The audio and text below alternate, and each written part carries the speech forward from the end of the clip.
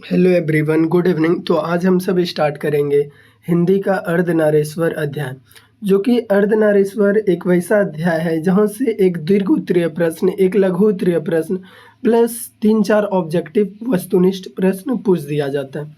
तो बिना देरी किए हुए हम अपना नोट्स क्लास करते हैं, इसके बाद ऑब्जेक्टिव क्लास करा देंगे और उसके बाद क्लास आपका कल होगा। तो स्टार्ट करते हैं बिना देरी किए। सबसे पहले पढ़ना है क्या, लेखक के बारे में। लेखक के बारे में तो अर्धनारीश्वर लेखक कौन है? अर्धनारीश्वर शीर्षक पाठ के लेखक रामधारी सिंह दिनकर। रामधारी सिंह दिनकर। सबसे पहले बात करें अर्धनारीश्वर क्या है, आपका निबंध है।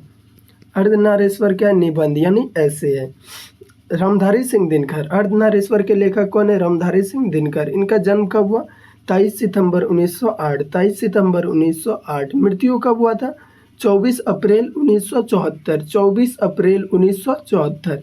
इनका जन्म स्थान जो था सिमरिया बेगूसराय बिहार में। सिमरिया बेगूसराय, सिमरिया बेगूसराय।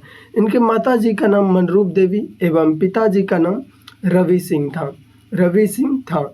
तो शिक्षा इन्होंने कहाँ से ग्रहण किया? पहला प्रारंभिक शिक्षा गांव में ही, और 1928 में मोकामा घाट रेलवे हाई स्कूल से मैट्रिक किया। कहाँ से? मोकामा घाट रेलवे हाई स्कूल से। वही बात करें 1932 में पटना कॉलेज से बीए ऑनर्स किस में किए? इतिहास में। इतिहास में आपसे क्वेश्चन पूछ दिया जाता है, क्या किस लेखक ने 1932 में पटना कॉलेज से बीए किया?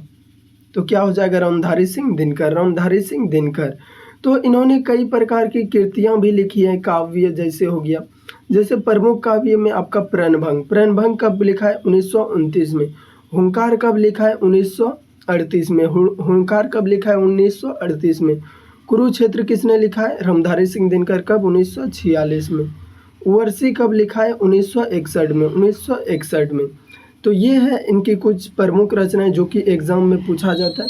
वही प्रमुख गद्य इनका मिट्टी की ओर और संस्कृत के 4 अध्याय और काव्य की ओर। हालांकि सबसे इम्पोर्टेंट है आपका संस्कृत के 4 अध्याय, जो कि कब लिखा गया है? 1956 में। 1956 में। संस्कृत के 4 अध्याय कब लिखा गया है? 1956 में। 1956 में। इनको सम्मान कौन कौन सा मिला था संस्कृत के 4 अध्याय के लिए? संस्कृत के 4 अध्याय के लिए क्या मिला था? साहित्य अकादमी। साहित्य अकादमी किस अध्याय पर लिखने पर मिला था? संस्कृत के 4 अध्याय। संस्कृत के 4 अध्याय के लिए रामधारी सिंह दिनकर को साहित्य अकादमी पुरस्कार दिया गया। और उर्वशी के लिए भारतीय ज्ञानपीठ पुरस्कार प्राप्त हुआ। किन्हें? रामधारी सिंह दिनकर को। उर्वशी के लिए भारतीय ज्ञानपीठ पुरस्कार। संस्कृत के 4 अध्याय के लिए साहित्य अकादमी, उर्वशी के लिए भारतीय ज्ञानपीठ। हालांकि पूछा जाता है क्वेश्चन, उर्वशी के लेखक कौन है? रामधारी सिंह दिनकर। संस्कृत के 4 अध्याय के लेखक कौन है? रामधारी सिंह दिनकर। संस्कृत के 4 अध्याय कब लिखा है? 1956 में। 1956 में। वही बात करें पद्म भूषण से सम्मानित दिनकर जी जाने जाते हैं राष्ट्र कवि के रूप में। अच्छा, राष्ट्र कवि किसे कहा जाता है? राष्ट्र कवि। राष्ट्र कवि किसे कहा जाता है? रामधारी सिंह दिनकर को। रामधारी सिंह दिनकर को। वही हम लोग बात करते हैं लेखक के बारे में। लेखक का परिचय लिखना है क्या? रामधारी सिंह दिनकर का जन्म 23 सितंबर 1908 में बिहार के बेगूसराय बिहार के बेगूसराय गांव सिमरिया में हुआ था। उनके पिताजी का नाम रवि सिंह एवं माताजी का नाम क्या था? मनरूप देवी। उनके पत्नी का नाम श्यामवती था। उनके पत्नी का नाम क्या था? श्यामवती। किनके? रामधारी सिंह दिनकर के पत्नी का नाम श्यामवती।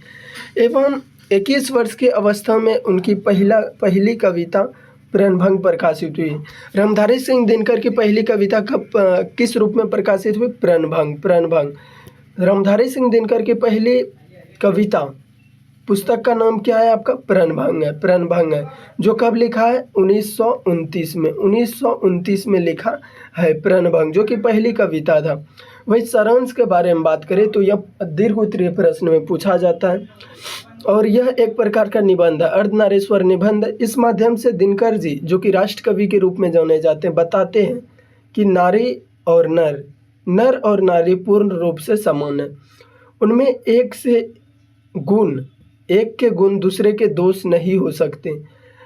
अर्धांत नरों में नारियों अर्थात नरों में नारियों के गुण आए तो उनकी मर्यादाहीन नहीं होती। दिनकर जी को यह रूह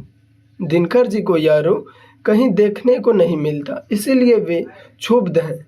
वे कहते हैं कि नारी समझाती है कि पुरुष के गुण सीखने से अस्तित्व नारीत्व में बट्टा लगेगा। यानी बोल रहा है क्या, पुरुष के गुण अगर सीख लेते हैं तो नारीत्व में क्या लग जाएगा, बट्टा लग जाएगा। बट्टा आप लोग जानते होंगे, बटखरा जिसे कहा जाता है, नाप तोलने की प्रक्रिया प्रणाली को कहा जाता है।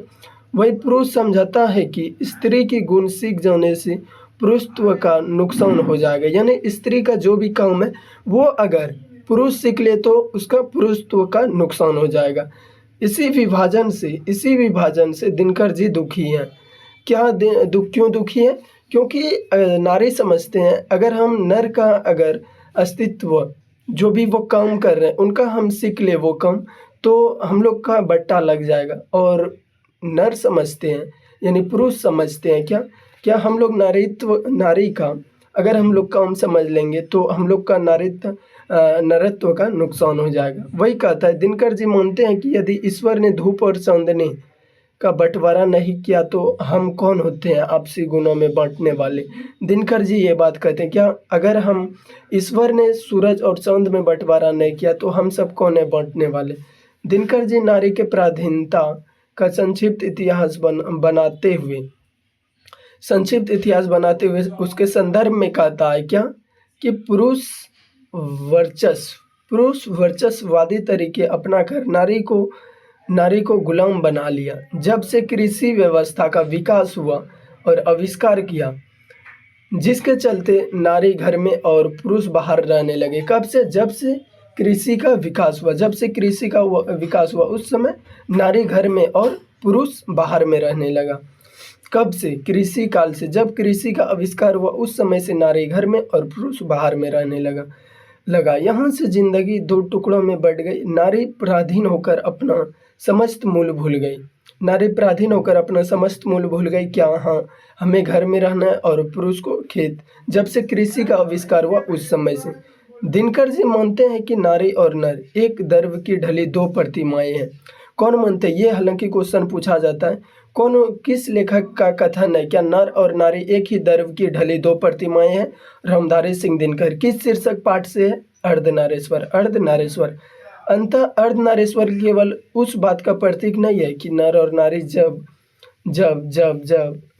तक अलग है तब तक दोनों अधूरे हैं, बल्कि इस बात का भी है कि जिस पुरुष में नारीत्व की ज्योति जगे, जिस पुरुष में नारीत्व का गुण है, जिस पुरुष में नारीत्व का काम को सीखने का हुनर है, बल्कि यह कि नारी में भी पुरुष का स्पष्ट अवंश हो। जिस पुरुष में नारीत्व नहीं वह अपूर्ण है। बोल रहे हैं जिस पुरुष में नारीत्व नहीं वह अपूर्ण है। वह क्या है? वह पूर्ण रूप से अपूर्ण है।